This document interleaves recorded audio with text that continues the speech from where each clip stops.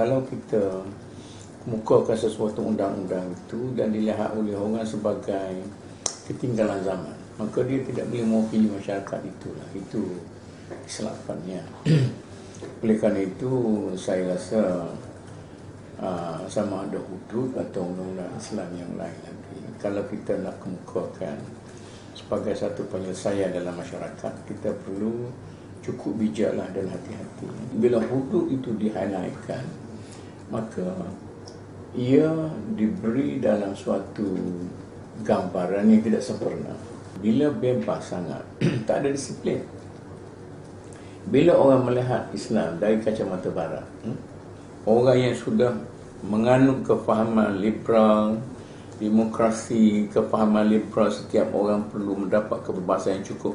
Bila kita nak kongkong dengan disiplin, maka mereka kata ini kolot lah. Islam kata ada dua cara untuk mendisiplinkan manusia. Satu ialah dengan cara kita memberi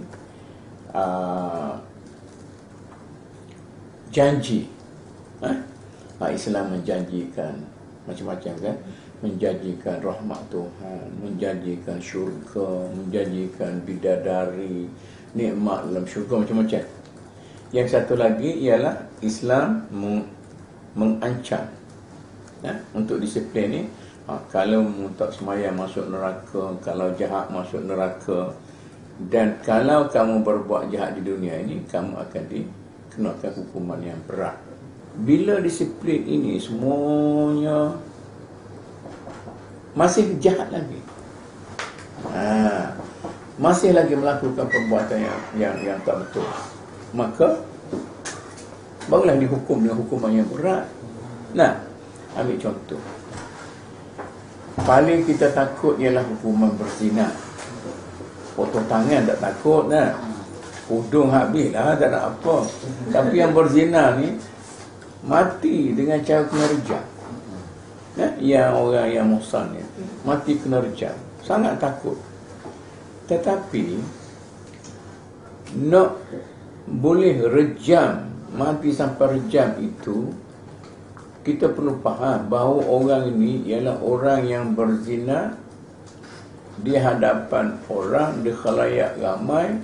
Walaupun dia halau-halau, dia tak nak lari, barulah boleh.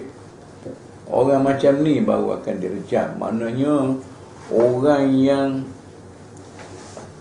sangat-sangat jahat dalam arti kemanusiaan, dalam arti kemasyarakatan, dalam arti budaya. Dan saksi pula, mestilah saksi ni orang jujur, orang yang ada agama. Maknanya boleh, kemungkinan boleh disebut sebagai mustahil untuk kita hukumkan. Jadi proses tu sangat berat. Kemudian kalau ada kekeliruan sikit dibuat, ini macam juga kes-kes mencuri, nak potong tangan. Nak boleh potong tangan tu, kalau sekiranya curi itu tak cukup nisab, tak potong tangan.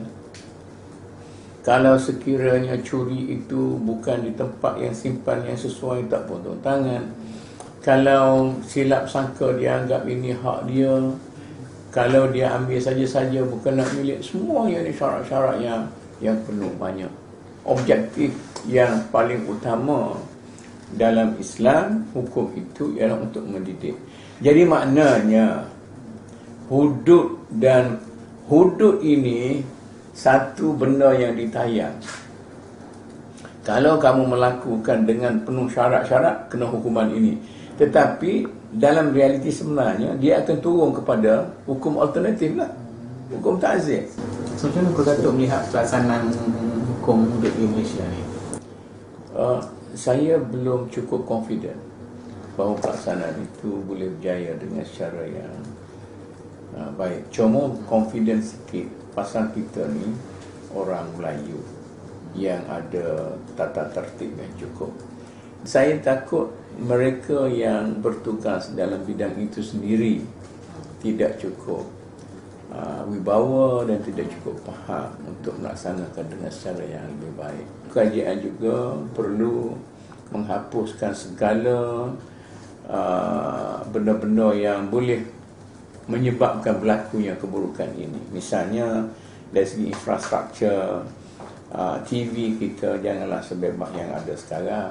Dah apa saja nak tayang, budak bertayang. Kemudian media, janganlah sampai sebebas sekarang.